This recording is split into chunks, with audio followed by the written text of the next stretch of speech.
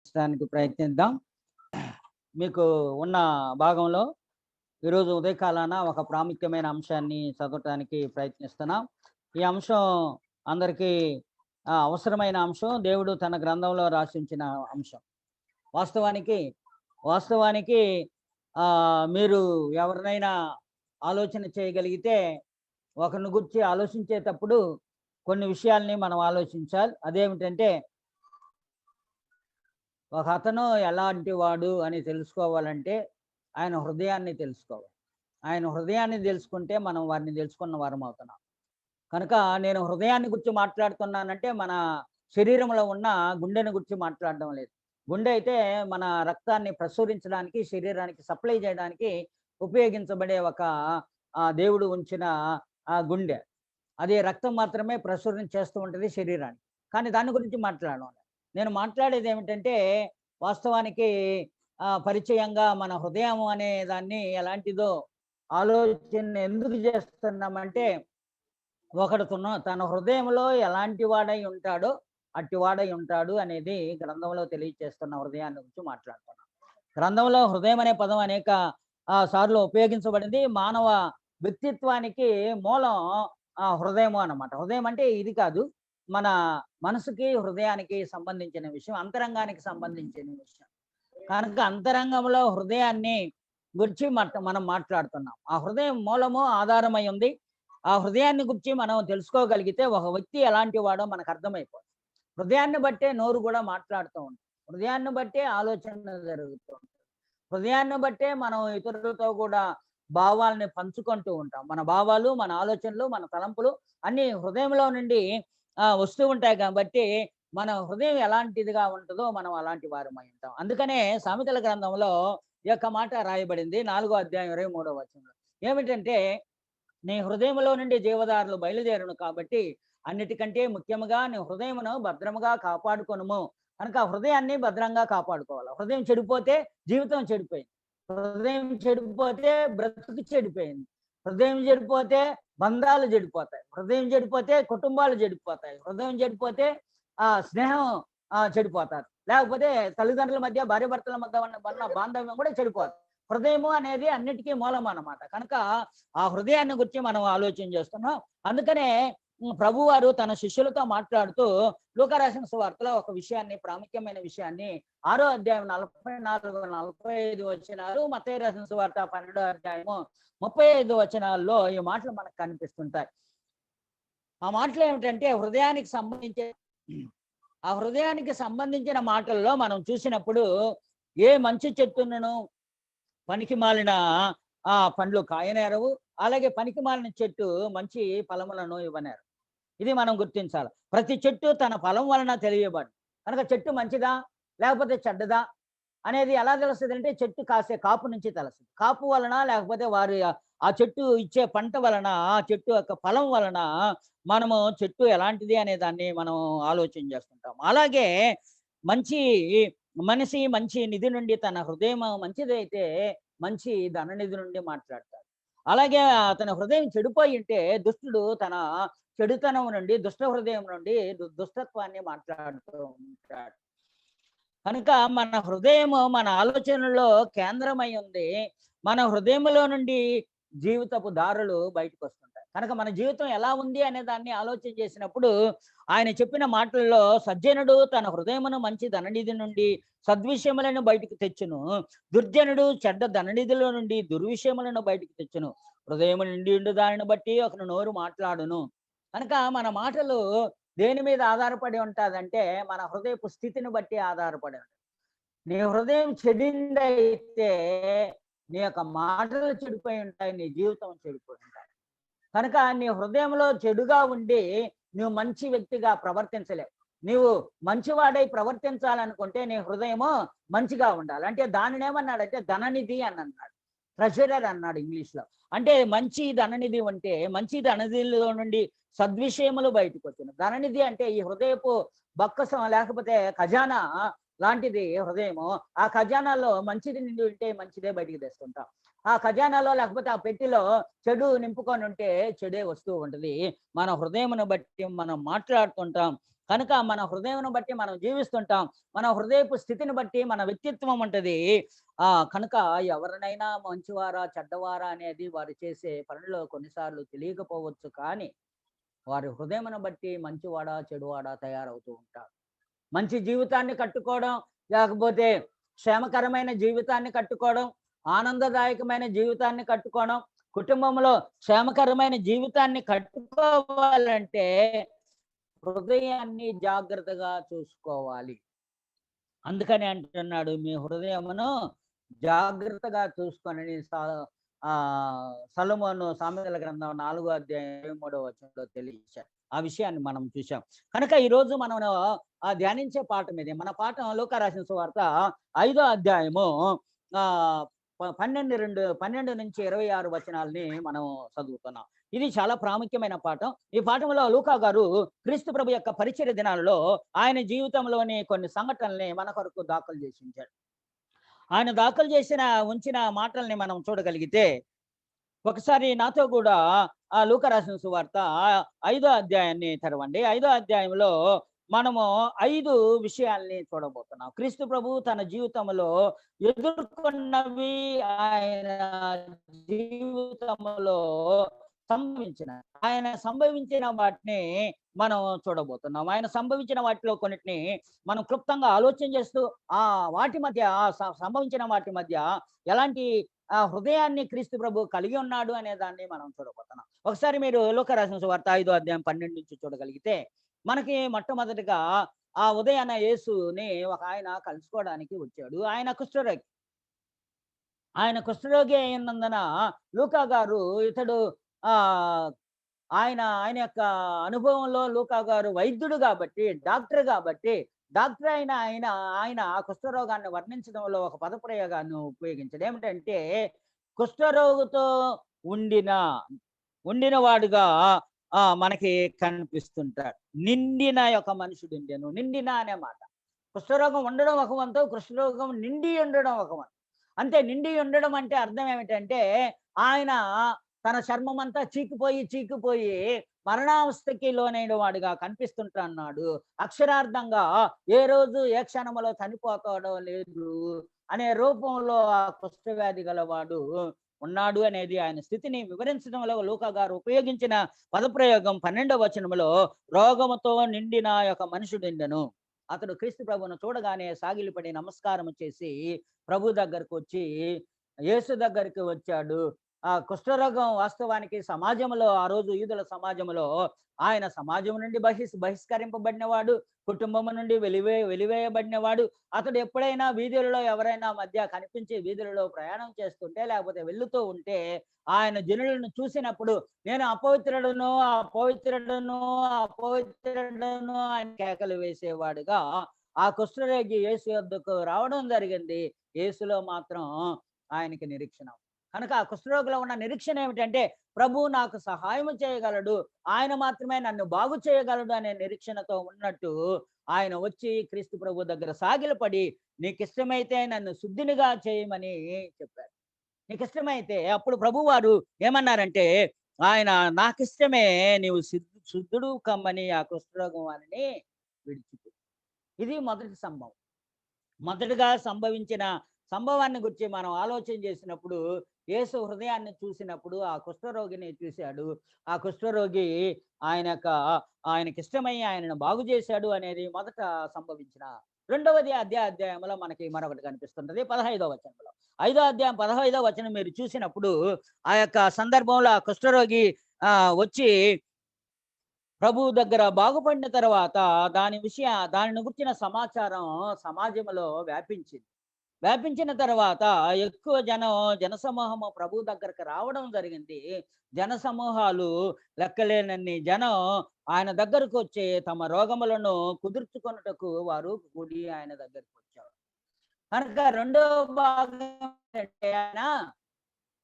ఆయన ఏం చేశాడు, జనసమూహాలు ఆయన దగ్గరకు వచ్చినప్పుడు వారందరూ కూడా రోగగ్రస్తులై ఉన్నవారు బాగుపడ్డారు అనేది రెండవ సంఘటన. మొదటి సంఘటన కుష్ఠరోగి రావడం, కుష్ఠరోగి బాగుపడడం. రెండో సంఘటన జనసమూహాలు రావడం, రోగములు బాగు చేయడం, ఆయన దగ్గరికి సమకూడడం అనేది జరిగింది. మూడవది ఇదే భాగంలో 16వ వచనంలో 5వ అధ్యాయంలో ఇక్కడ ఈ విషయము ఒక్క వచనంలో మాత్రమే తెలియచేయబడింది. వేరే గ్రంథములోనైతే, వేరే సువార్తలలో అయితే క్రీస్తు ప్రభు యొక్క పరిచర్య దినాలలో, లేకపోతే క్రీస్తు ప్రభు జీవిస్తున్న దినాల్లో ఎప్పుడు కూడా అనేకుల సేవ చేసే మధ్య, అనేకులకి పరిచర్య చేసే మధ్య మనం ఇక్కడ చూసినప్పుడు ఆయన ఒకవైపు పరిచర్య చేస్తున్నాడు, మరొక వైపు బోధిస్తున్నాడు.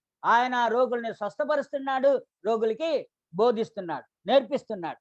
ఆయన యొక్క నేర్పించిన విషయం కూడా మనకి ఇక్కడ 15వ వచనంలో కనిపిస్తుంది. జనసమూహాలు అందరూ కూడా ఆయనని కలుసుకుంటున్నారు, వారు మేలు పొందుతున్నారు, బాగుపడుతున్నారు. అలాగే దేవుని రాజ్యాన్ని గురించి ప్రకటిస్తూ ఉన్నాడు.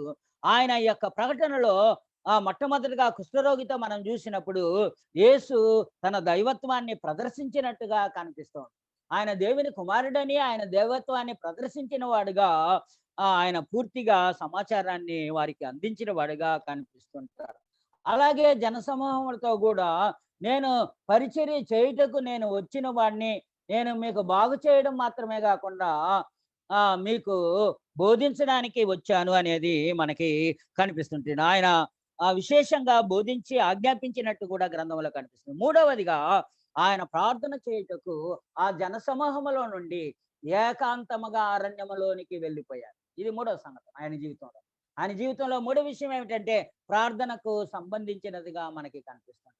ఆయన ప్రార్థించడానికి అరణ్యములోనికి వెళ్ళిపోయాడు. ఒకవైపు బోధిస్తున్నాడు, ఒకవైపు పరిచర్య చేస్తున్నాడు, అందరిని బాగు చేస్తున్నాడు, అందరికి ఉపదేశిస్తున్నాడు.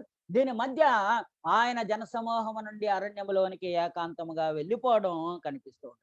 కనుక వారికి వినడానికి మరియు బాగుపడడానికి అవకాశాలు లభించాయి. క్రీస్తు యొక్క పరిచర్యలో ఈ రెండు విషయాలు మనకి కనిపిస్తుంటాయి. ఏమిటంటే మాట వినడం, స్వస్థత పొందడం అనేది జనాలకు జరుగుతుంది.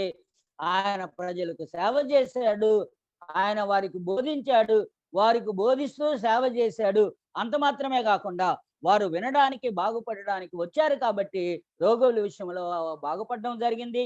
అలాగే జనసమూహం కూడా వారు ఆయన యొక్క బోధనల్ని వినడం, వారికి ఆయన సహాయం చేయడం, ఆయన ఎవరో వారికి తెలియచేయడం అనే కార్యక్రమం కూడా జనసమూహాల మధ్య క్రీస్తు ప్రభువు చేస్తూ వచ్చాడు. ఆ సందర్భంలో ఆయన మూడవదిగా ఆయన జీవితంలో ఉన్న సంఘటన ఏమిటంటే చాలా ప్రాముఖ్యమైనది. ఇక్కడ కేవలం ఒక వచనంలో 16 వచనంలో మాత్రమే కనిపిస్తుంది. ఆయన ప్రార్థన చేయుటకు అరణ్యములోనికి వెళ్ళుచుండెను.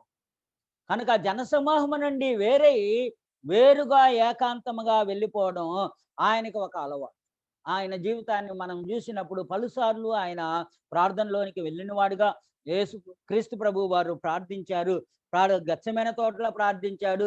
అలాగే యోహాను రాసిన సువార్త 17లో ఆయన తండ్రికి ఆకాశం వైపు చూసి ప్రార్థించాడు. కానీ దేనికోసం ప్రార్థించాడు ఒకసారి ఆలోచించాడు. క్రీస్తు ప్రభు వారు ఆయన జీవితంలో ప్రార్థనకి ఏకాంతంగా వెళ్ళినప్పుడు ఏమి ప్రార్థించి ఉంటాడు అనే దాన్ని మనం ఆలోచన చేసినప్పుడు ఆయన తరచుగా ప్రార్థన చేస్తూ ఉండేవాడు.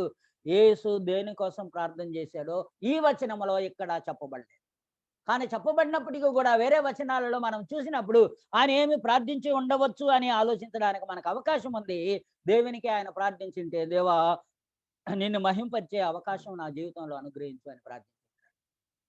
కనుక తండ్రికి ఆయన ప్రార్థించినప్పుడు దేవుని మహిమపరిచే అవకాశం ఇవ్వమని ప్రార్థించుండవచ్చు. లేకపోతే ప్రజలు నేను ఎవరో తెలుసుకునేలా సహాయం చేయమని ప్రార్థించు. ఆయన మెస్సియా అనే విషయాన్ని, ఆయన ఏమై ఉన్నాడో, ఆయన దైవత్వంలో తండ్రితో ఎలాంటి వాడై ఉన్నాడో, ఆయనని అనేక సార్లు రాజుగా మెస్సియాగా గుర్తించి బలవంతంగా చేయాలనుకున్నారు. కానీ సమయంలో ఆయన దానిని చేయడానికి ఇష్టపడ్డాడు. కాబట్టి ఆయన తన జీవితంలో జనసమూహం మధ్య వినిపించిన విషయం ఏమిటంటే ఆయన ఎవరో ప్రజలకి బోధించాడు. ఆయన మెస్సియాను బోధించాడు, ఆయన లోకరక్షకుడని బోధించాడు. ఇలాగూ యేసు వారికి బోధిస్తూ ఉన్నాడు. అంత మాత్రమే కాదు, ఆయన ప్రార్థించి ఉంటే తన పరిచర్యను నెరవేర్చడానికి శక్తి ఇవ్వమని ప్రార్థించి ఉంటాడు. బహుశా ఆయన ఒకవేళ ఈ ప్రార్థనలో జ్ఞాపకం చేసుకున్నాడు, నేను 3.5 సంవత్సర కాలం నేను పరిచర్య చేయబోతున్నా, ఈ పరిచర్యని నాకు సంపూర్తి చేయడానికి అవకాశం ఇవ్వని ప్రార్థించి ఉండదు. వాస్తవానికి నాలుగవదిగా మత నాయకులతో ఘర్షణ పడ్డారు. మత నాయకులైన వారు ఇక్కడ అనేక మత నాయకులైన వారు ఆయన బోధిస్తుండగా గలిలయ యూదయ దేశముల ప్రతి గ్రామంలో నుండి వచ్చిన పరిసయులైన వారు, ధర్మశాస్త్ర ఉపదేశకులైన వారు ఆయనని చిక్కుల్లో పెట్టడానికి పూనుకున్నారు. కానీ వారిని జ్ఞానంతో ఎదుర్కోవడం మనకి కనిపిస్తుంది. ఐదవదిగా ఆయన పక్షవాయువు గల వానికి కలుసుకుంటాడు. ఐదవదిగా మనం చూసినప్పుడు ఆయన పక్షవాయు గల వానితో కలుసుకొని, ఆ పక్షవాయు గల వారిని తన స్నేహితులు ఇంటికి తీసుకొని వచ్చారు. ఇంట్లో జనసందడిగా ఉంది. ఆ జనసందడిగా ఉన్న సందర్భంలో వారందరూ కూడా ఈయనని ఏ విధంగా లోపలోనికి ఆ ప్రభు దగ్గరికి తీసుకొని వెళ్ళాలని స్నేహితులు ప్రయత్నించారు, కానీ అలాగూ చేయలేదు. కానీ ఆయన కప్పు విప్పి ఆకాశం యొక్క అంటే పైనుండి పైకప్పు విప్పి వారు ఎక్కి ఆయనని క్రిందకి దింపడం అనేది జరిగింది. అప్పుడు ఆ పక్షవాయు గల వానిని ఆయన మంచం మీద పరుండబెట్టి ఆయన దగ్గరికి దింపినప్పుడు వాస్తవానికి వారి స్నేహితుల యొక్క విశ్వాసాన్ని చూశారు. ఇంత గొప్ప విశ్వాసం వీరి స్నేహితులకి ప్రభు మీద ఉంది కనుక పక్షవాయు గలవాడు బాగుపడాలని స్నేహితులు విశ్వాసంతో ఆయన దగ్గరికి తీసుకొని వచ్చాడు. కొన్ని సందర్భాలలో క్రీస్తు ప్రభు వారు ఇతరుల యొక్క విశ్వాసాన్ని, లేకపోతే బాగుపడే వాని విశ్వాసాన్ని కూడా చూస్తూ బాగు చేసిన సందర్భాలు ఉన్నాయి. కానీ ఈ సందర్భంలో వచ్చిన పక్షవాయు గల వాని యొక్క విశ్వాసాన్ని చూడలేదు, కానీ ఆయన స్నేహితులు మోసుకొని వచ్చిన వారి యొక్క స్నేహితుల యొక్క విశ్వాసాన్ని ఇలాగూ స్నేహితుల యొక్క విశ్వాసాన్ని చూశాడు. అప్పుడు ఆయన ఆ యొక్క పక్షవాయు గల వానితో ఈ పక్షవాయు గల మనిషిని కలుసుకున్నప్పుడు వారు స్నేహితుల విశ్వాసాన్ని చూసి యేసు తన ఆ యొక్క పక్షవాయు గల వానిని నీ పాపములు క్షమింపబడును గాక అని తెలియజేశారు. ఇది చాలా ప్రాముఖ్యమైనది. వారికి అక్కడ కూడుకున్న ధర్మశాస్త్ర ఉపదేశకులకి ఆశ్చర్యాన్ని కలిగించింది. ఆయన వారి విశ్వాసం చూసి, మనుషుడా నీ పాపములను క్షమింపబడి ఉన్నవని అతనితో చెప్పగా, ఆ మత నాయకులు అందరూ కూడా ఆయన మీద ఈయనేమిటి పాపాలు క్షమించమని అంటున్నాడే, క్షమించడానికి దేవుడికి ఒక్కడే క్షమించడానికి అధికారం ఉంది, కానీ ఎవరు కూడా క్షమించడానికి వీలు కాదని, నీ పాపములు క్షమించబడి అంటున్నాడే, ఈయన దేవదూషణ చేయుచున్నాడు, నీ పాపములు క్షమింపబడిని అని చెప్పుచున్నాడని ఆయనను విమర్శించడానికి పూనుకున్నారు. కానీ ఆయన ఏం తెలియజేశాడంటే, మనుష్య కుమారునికి పాపములను క్షమించే అధికారం ఉందని ఆయన బాహాటంగా ప్రకటించారు. కనుక క్రీస్తు ప్రభుకి పాపం క్షమించే అధికారం ఉంది, నీవు లేచి నడవమని చెప్పే అధికారం ఆయనకు ఉందని ఆయన తను తాను నిరూపించుకున్నాడు.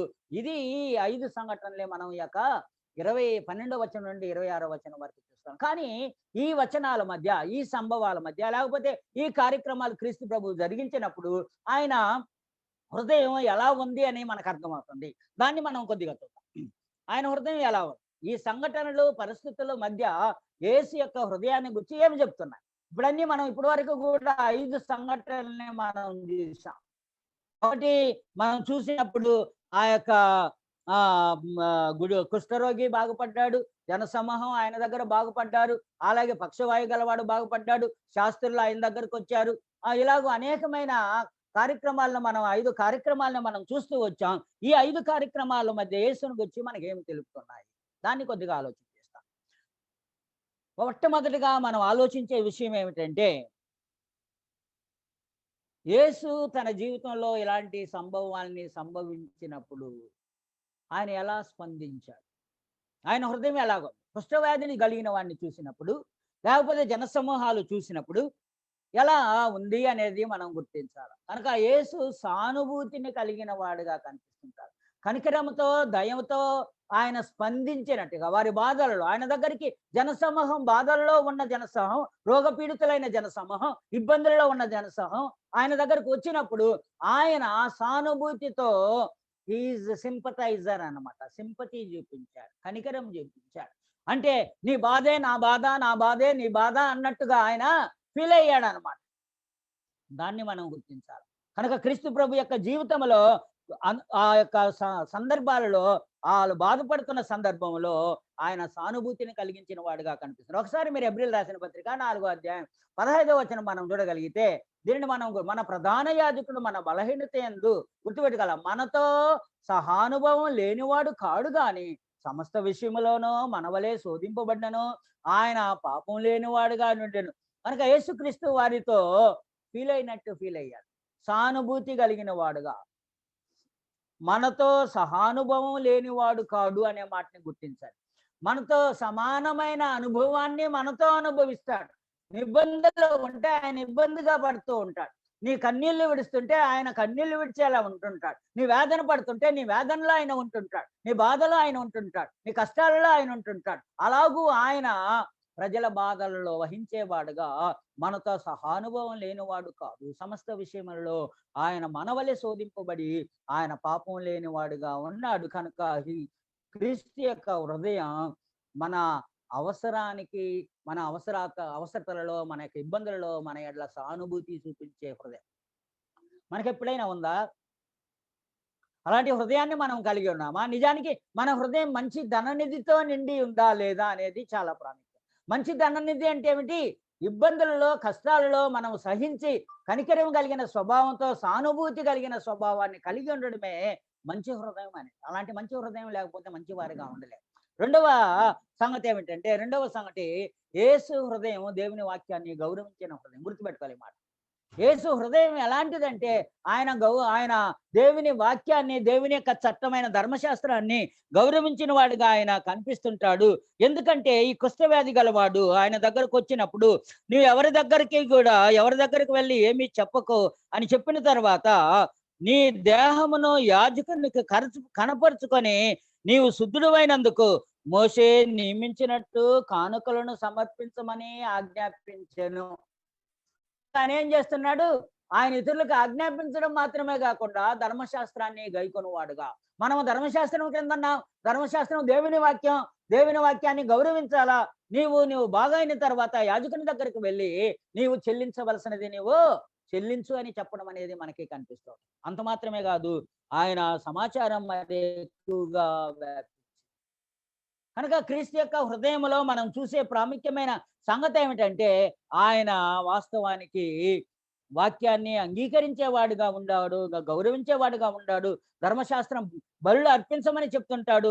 మోషే నియమించిన దానిని గౌరవించమని ఆజ్ఞాపిస్తుంటున్నాడు. మన జీవితంలో ఎప్పుడైనా దేవుని వాక్యాన్ని గౌరవించాలని ఉందా? దేవుని వాక్యం ఎట్లా స్పందించి మనం దేవుని వాక్యానికి తగిన స్థానం మనం హృదయంలో ఇవ్వాలి, వాటిని గౌరవించాలి అని మనం ఆలోచించాలి. అలాంటి ఆలోచన క్రీస్తు ప్రభుత్వం. ఆయన దేవుని కుమారుడైనప్పటికీ, ఆయన దైవత్వంలో దేవునితో సమానుడైనప్పటికీ, పరలోకం విడిచి వచ్చినప్పటికీ కూడా భూమి మీద ఉన్నప్పుడు ధర్మశాస్త్రాన్ని అనుసరించి నీవు వెళ్ళి కానుకలను అర్పించము అని చెప్పాడు కుష్ఠరోగి. కనుక ఆయన స్వభావం ఏమిటంటే దేవుని వాక్యాన్ని గౌరవించడం. అది అనేకసార్లు దేవుని వాక్యాన్ని గౌరవించడం అంటే దాన్ని అనుసరించి జీవించడం, దాన్ని గైకొని జీవించడం, దాని ఆజ్ఞకు లోబడి జీవించడం. అందుకని మొదటి పేతురు రాసిన పత్రిక 4వ అధ్యాయం 11వ వచనం చూడగలిగితే, ఒకడు బోధించిన ఎడల దేవభక్తులు బోధించినట్టు బోధించవలను, ఒకడు ఉపచారం చేసిన ఎడల దేవుడు అనుగ్రహించు సామర్థ్యం చేయవలను. ఇందువలన దేవుడు అన్నిట్లో క్రీస్తు ద్వారా మహిమపరచబడును. యుగయుగములో మహిమయు ప్రభావము ఆయనకుండును గాక. ఆమె. కనుక మన ప్రవర్తనలో, మన మాటలో, మన ఆలోచనలో, మన తీర్మానాల్లో, మన జీవితంలో దేవుని వాక్యాన్ని గైకొని గౌరవించాలి. మాట్లాడి గౌరవిస్తాం అనేకసార్లు, కానీ ప్రవర్తించి గౌరవించాం. అందుకని క్రీస్తు ప్రభు తేలిగ్గా ఒక మాట చెప్పాడు, నన్ను ప్రేమించువాడు నా ఆజ్ఞను గైకొనును. కనుక నన్ను ప్రేమించితే ఆయన ఆజ్ఞను గైకొనుమా అని అన్నాడు. మూడవదిగా మనం నేర్చుకునే ఆయన హృదయం ఎలాంటిదంటే, ఈ యొక్క సంభవాల మధ్య, ఈ 5 సంఘటనలు ఆయన పరిచర్యలో జరిగిన దినాల్లో, ఆయన పరిచర్యకు వెళ్ళిన దినాల్లో, ఆయన మినిస్ట్రీలో జరిగినప్పుడు ఆయన హృదయం కనిపిస్తుంటది. ఆ హృదయం ఏమిటంటే క్షమించే హృదయం. క్రీస్తు యొక్క హృదయం క్షమించే హృదయం. వాస్తవానికి ఆ పక్షవాయువు వాడిని స్నేహితులు మోసుకొని వచ్చారు, కష్టపడి దింపారు. కానీ ఆయనను బాగు చేయడం మాత్రమే కాక, మొట్టమొదటిగా ఆయన చెప్పినది ఏమిటంటే, నీ పాపములు క్షమింపబడి ఉన్నాయి కుమారుడా, నీ పాపములు క్షమింపబడి ఉన్నాయి, నువ్వు లేచి నీ పరిపెత్తుకొని వెళ్ళిపోమ్ము అని చెప్పాడు. కనుక ఆయన హృదయం ఎలాంటిదంటే క్షమించే హృదయం. వాస్తవానికి క్రీస్తు ప్రభు భూమి మీదకి వచ్చిందే మానవాళ్ళని క్షమించడానికి, మన పాపాలను క్షమించడానికి. మన పాపములను క్షమించి ఇంకెన్నిటికి కూడా మన మీద ఆ పాపం యొక్క రుణం ఉండకుండానట్లు మన పాపములను తొలగించడానికే ఆయన శిలువ మీదకి ఎక్కాడు. అంత మాత్రం కాకుండా ఘోరాతి ఘోరమైన మరణాన్ని అనుభవించాడు. ఆయన శిలువ మరణమును పొందడానికే వచ్చాడు. ఇందు నిమిత్తమే నేను లోకములోనికి వచ్చితిని అని చెప్పాడు. కనుక ఆ లోకమునకు పాప క్షమాపణ కలుగుటకే ఆయన వచ్చాడు. క్రీస్తు పాపులను రక్షించుకోవడానికే వచ్చాడు. ప్రతి ఒక్కరి కొరకు మరణించడానికి వచ్చాడు. అంత మాత్రమే కాకుండా అందరి పాపములను ప్రతి పాపములను కూడా ఆయన పరిహరించినట్లుగా ప్రాయశ్చిత్తార్థమైన దేవుని గొర్రె పిల్లగా ఆయన భూమి మీద తన్ను తాను అర్పించుకున్నాడు. కనుక ఎందుకంటే ఏ భేదం లేదు, అందరూ పాపం చేసి దేవుడు అనుగ్రహించు మహిమను పొందలేక ఉన్నారు కాబట్టి అందరూ ఆ మహిమను మరలా అనుభవించడానికి క్రీస్తు ప్రభువు పాపుల నిమిత్తమే తన ప్రాణమును అందరి కోసం అర్పించాడు. అలాగ అర్పించడం అవసరం. ఎందుకంటే పాప క్షమాపణ పొందడం. కానీ అందరూ పాప క్షమాపణ పొందడం లేదు. ఎందుకంటే అందరూ పాప క్షమాపణనే అంగీకరించడం లేదు. ఆయనేమో పాప క్షమాపణ ఇవ్వడానికి తన్ను తాను అర్పించుకున్నాడు. కానీ అందరూ పాప క్షమాపణ అంగీకరించడం లేదు కాబట్టి అందరూ పొందలేక ఉన్నారు. అందుకని తీతుకు రాసిన పత్రికలో 2వ అధ్యాయం 11వ వచనంలో ఏలయనగా సమస్త మనుషులకు రక్షణకరమైన దేవుని కృప ప్రత్యక్షమయ్యను. కనుక దేవుని కృప క్రీస్తు ద్వారా లోకంలో ప్రత్యక్షమైంది. కానీ ఎవరు కూడా ఆ కృపని అందుకోలేకున్నారు. ఎందుకంటే అందరూ నిరాకరిస్తున్నారు, విధేయత చూపించడం లేదు. కాబట్టి అందరూ వినలేదు, లేకపోతే వినిన వారు అంగీకరించడం లేదు. కాబట్టి సువార్త పిలుపుకు విధేయత చూపించనందున ఆ రక్షణను మనం పొందలేకపోతున్నాం. క్రీస్తు ప్రభు యొక్క జీవితంలో ఆయన హృదయం ఎలాంటిదో ఆలోచించేది. ఆయన హృదయము సానుభూతి కలిగినది, కనికరముతో స్పందించేది. ఆయన హృదయము దేవుని వాక్యాన్ని గౌరవించేది. ఆయన హృదయము క్షమాపణ చేయగలిగిన హృదయం, క్షమించే హృదయం. కనుక మన హృదయం ఎలా ఉంది? ఆయన హృదయము గ్రహించగలిగిన హృదయం. గుర్తుపెట్టుకోవాలి. ఆయన హృదయం ఎలాంటిదో మనము ఆ మత నాయకులైన వారు ఎప్పుడైతే ఈయన పాపలను క్షమించాడో, ఈయన దేవదోషం చేస్తున్నాడు, ఈయనకు దేవునికి విరోధి, ఈయన మనుషుడయ్యుండి నజరేయుడైన అయ్యుండి కూడా ఈయన దేవునితో సమానుడిగా ఎంచుకుంటున్నాడు, పాపాలు క్షమించే అధికారం దేవునికి ఒక్కడికే ఉందంటే ఆయన వెంటనే వారి తలంపులను వారి సలుగులను వారి హృదయంలో తలంచినప్పుడే ఆలోచించి తెలుసుకున్నాడు. కనుక మానవాళిని గ్రహించగలిగిన వాడు. మనం అనేక సార్లు మన కుటుంబాల్లో జీవిస్తుంటాము, కానీ ఒకరినొకరు గ్రహింపు లేకుండా జీవిస్తుంటాం, ఒకరినొకరు అర్థం చేసుకోకుండా జీవిస్తుంటాం, ఒకరు ఏం ఆలోచన చేసుకోకుండా పట్టించుకోకుండా ఉంటున్నాం. వాళ్ళు ఎదుటివారు ఏం ఆలోచన చేస్తున్నారు, ఏ పరిస్థితుల్లో ఆలోచన చేస్తున్నారు, ఏమని తలంచుతున్నారు అనేది ఏ విధంగా ఈ మత నాయకులైన వారు ఆ గలిలయ యూదయ దేశం ప్రతి గ్రామంలో నుండి వచ్చిన వారు పరిసయ్యులు ధర్మశాస్త్ర ఉపదేశకులు కొందరు మనుషులలో తమలో తాము ఆలోచించుకున్నప్పుడు దానిని ఎరిగిన వాడుగా మనకి కనిపిస్తుంటాడు. యేసు వారి ఆలోచనలు ఎరిగి అని 22వ వచనంలో కనిపిస్తుంది. ఇదే అధ్యాయంలో రాసిన సువార్త 5వ అధ్యాయం 22వ వచనం మీరు చూసినప్పుడు యేసు వారి ఆలోచనను ఎరిగి మీరు మీ హృదయంలో ఏమి ఆలోచించుచున్నారు. ఇతరుల యొక్క ఆలోచనలు కూడా మనం తెలుసుకోవాలా, మనం అర్థం చేసుకోవాలి. ఇతరుల బాధలు అర్థం చేసుకోవాలంటే వారి ఆలోచనలు ఏముందో అది అర్థం చేసుకోవాలి. ఇతరులను అర్థం చేసుకోవాలంటే వారు ఏం అర్థం చేసుకున్నారో మనం చెప్పే మాటలు వారికి మనం చెప్పిందే అర్థమైందా, వారు మాటలు మనకు చెప్పేవి మనకు అర్థమైందా అని అర్థం చేసుకోవాలి. అనేక సార్లు ఇరువురు మధ్య ఘర్షణ జరుగుతుంది. ఎందుకంటే ఆయన ఒక పందాలు ఆలోచన చేస్తుంటాడు, నేను ఒక పందాలు ఆలోచన చేస్తాను. నా కోణంలో నేను ఆలోచన చేస్తుంటానా, మీ కోణంలో మీరు ఆలోచన చేస్తుంటారు. కాబట్టి ఇరువురికి కూడా ఘర్షణ జరగడం అనేది జరగదు. కానీ క్రీస్తు ప్రభు తన జీవితంలో ఆయన హృదయం ఎలాంటిదంటే ఇతరులు ఏం చెప్తున్నాడో గ్రహించగలిగిన వాడుగా ఉంటాడు. Is able to perceptive for others feelings. ఇతరుల యొక్క భావాలకి, ఇతరుల యొక్క ఆలోచనల్ని గ్రహించగలిగిన వాడుగా ఉన్నాడు. అలా ఎప్పుడైనా మన జీవితం కానీ మనకు మంచి జీవితం కావాలా, ఆనంద సంతోషమైన జీవితం కావాలా, కానీ క్రీస్తు ప్రభువు గ్రహించగలిగినవాడు. ఆ మత నాయకులు వారు మత బోధములను స్థాపించేవారుగా, వారి పితృల పరంపరమైన ఆశ్చర్యాన్ని అనుసరించేవారుగా ఉంటూ ఉన్న ధర్మశాస్త్ర ఉపదేశకులు ఆయన దగ్గరకు వచ్చినప్పుడు వారి తలంపులనేమో తెలుసుకున్నవాడు, వాళ్ళ ఆలోచనలు ఏమిటో తెలుసుకున్నవారు, వారి గ్రహింపు ఏమిటో తెలుసుకున్నవారు. దేవుని ఎడల కానీ దేవుని వాక్యం ఎడల కానీ అలాంటి ఆలోచన లేకుండా జీవించిన వారిగా కనిపిస్తుంటారు. కాబట్టి యేసు హృదయాన్ని గ్రహించగలిగిన హృదయం. అంత మాత్రమే కాదు, అన్నిటికంటే ప్రాముఖ్యంగా యేసు హృదయం ఎంతో ప్రేమతో నిండిన హృదయం. మానవాళి ఎడ్ల ప్రేమతో నిండిన హృదయం అది. తన ప్రాణాన్ని పెట్టినంతగా మానవాళిని ప్రేమించిన వాడు. ఎందుకంటే మానవాళిని తన పోలికలో నిర్మించుకున్నాడు కాబట్టి అలా చేశాడు. కనుక ఈ పాఠం వలన 5 సంఘటనలు చూసాం. 5 హృదయపు స్థితిని చూసాం. 5 విషయాలు క్రీస్తు ప్రభు జరిగించిన వాటిని చూసాం. అదేమిటంటే పక్షవాయు గలవాడిని బాగు చేయుట, బహు జనసమూహం ఆయన దగ్గరకు రావట, ఆ ప్రార్థన చేయుట, ఆ తర్వాత ధర్మశాస్త్ర ఉపదేశకులు వారి మతాచారాలని బోధించుట, అంత మాత్రమే కాకుండా పక్షవాయు గల వారిని ఆయన దగ్గరికి తెచ్చుట.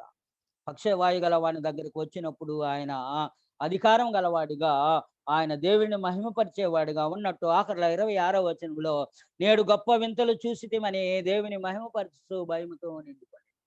కనుక ఈ కార్యక్రమాలన్నీ చూసినప్పుడు భయముతో నిండుకొని గొప్ప అద్భుతములు మేము చూసామని క్రీస్తు చేసిన కార్యాలను చూశారు. అలాగే ఆయన హృదయాన్ని మనం చూసాం. ఆ సంఘటనల మధ్య, ఆ ఉపదేశాల మధ్య, లూకా మనకు అందించిన ఉపదేశాల మధ్య ఈ 5 విషయాలు మన హృదయంలో ఉండాలి. అదేమిటంటే ఇతరుల విషయంలో సానుభూతి కలిగాం, కనికరం కలిగాం. ఇతరుల విషయంలో మాత్రమే కాకుండా దేవుని విషయంలో దేవుని వాక్యాన్ని గౌరవించేవారుగా, మన తలంపుల ప్రకారం కాకుండా, మన ఇష్ట ప్రకారం కాకుండా దేవుని వాక్యం అనుసరించిన జీవితాన్ని కట్టుకోవడంలో దేవుని వాక్యాన్ని గౌరవించేవారుగా. మూడవదిగా గ్రహించగలిగిన హృదయం. ఎదుటి వారిని గ్రహించు. నీ కుటుంబంలో ఉన్న నీ భార్యను గ్రహించు, ఆమె తలంపును గ్రహించు, నీ పిల్లల యొక్క తలంపులను గ్రహించు, నీ స్నేహితుల యొక్క తలంపులను గ్రహించు, నీ యజమానుల యొక్క తలంపులను గ్రహించు. అక్కడ నువ్వు ఆ యజమానుడి దగ్గర సంతోషంగా ఉంటావు, కుటుంబంలో సంతోషంగా ఉంటావు. సమాజంలో క్రీస్తు ప్రభు యొక్క సంఘంలో ఒకరి ఎడల ఒకరు గ్రహింపు కలిగి జీవించాలా. అలాంటి క్రీస్తు యొక్క హృదయం కావాలా, గ్రహించే హృదయం కావాలి. నాదే కావాలి, నేను అనుకున్నట్టే జరగాలి అన్నీ అనేది అది గ్రహింపులేని హృదయం. అది గ్రహింపగల హృదయముతో పరిచర్యలో క్రీస్తు ప్రభు పాల్గొన్నాడు. కనుక క్రీస్తు ప్రభు పాల్గొన్న విషయాన్ని మనం చూసినప్పుడు, ఆయన ప్రజల మధ్య ఉన్నప్పుడు దేవుని ప్రేమని వారి ఎట్లా వివరింపజేశారు. ఆఖరిగా మనం యేసుని గురించి రాసిన సంఘటనలను మనం చూసినప్పుడు ఆయన హృదయం మనకు బయలుపడుతుంది.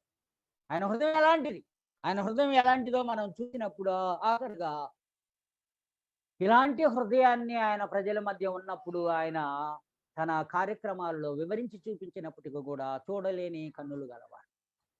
మత్స్యాకుల నాయకులైన వారికి, ధర్మశాస్త్ర ఉపదేశకులైన వారికి, పరిశీలైన వారికి అర్థం కాల. వారు పితరుల యొక్క పారంపర్య ఆశ్చర్యాన్ని చూస్తున్నారు. అక్కడ కూడి వారు కొందరు కూడా అర్థం చేసుకోవాలి క్రీస్తు ప్రభు యొక్క కార్యక్రమాలు. ఆయన సానుభూతిని కానీ, ఆయన దేవునికి విధేయత చూపించడం కానీ, దేవుని మహింపరచడంలో ఉండడం కానీ, పక్షవాయు గల వారిని బాగు చేయడంలో కానీ, పాపాన్ని క్షమించడంలో కానీ ఆయన చూపించిన హృదయాన్ని చూడలేని మత నాయకుల కన్నులు లాంటి కన్నులుగా మనం కలిగి ఉంటాం. కొన్నిసార్లు గ్రహింపలేని వారుగా ఉంటాం. పరిస్థితులు, ఇంట్లో పరిస్థితిని పట్టించుకోం, సంఘంలో పరిస్థితిని పట్టించుకోం, స్నేహితుల మధ్య పరిస్థితిని పట్టించుకోం, మన పరిస్థితినే ప్రాముఖ్యంగా ఆలోచన చేస్తున్నాం. క్రీస్తు ప్రభు అలా కాదు. ఇతరుల బాధలలో, ఇబ్బందుల్లో, పరిస్థితుల్లో తనకు అడుగుజాడను పెట్టిన వాడుగా కనిపిస్తుంటారు. కనుక మత నాయకులు అక్కడ ఉన్నారు కానీ వారు ఆయన హృదయాన్ని చూడలేక ఉన్నారు. చుట్టూ ఇష్టం లేని కన్నులు కనిపిస్తున్నాయి. అనేకులకు ఇష్టం లేదు, దేవుని వాక్యాన్ని గౌరవించడం ఇష్టం లేదు. నేను చెప్పిందే కరెక్ట్, నేను చేసేదే కరెక్ట్ అనే భావంతో మనం ఇష్టం లేని వారుగా ఉంటాం. దేవుని నియమం చూడడం ఎప్పుడూ కూడా, దేవుని నియమేమైంది అనేది చూడడం చాలా ప్రాముఖ్యం. అంత సందర్భంలో కూడా క్రీస్తు ప్రభు ఏం చేశారు? వెళ్ళు, నీవు యాజకుని దగ్గరికి నీ శరీరాన్ని కనపరుచుకొని ధర్మశాస్త్రాన్ని అనుసరించి నీ కానుకలను అర్పించమని తెలియజేశాడు. కనుక దేవుని నియమ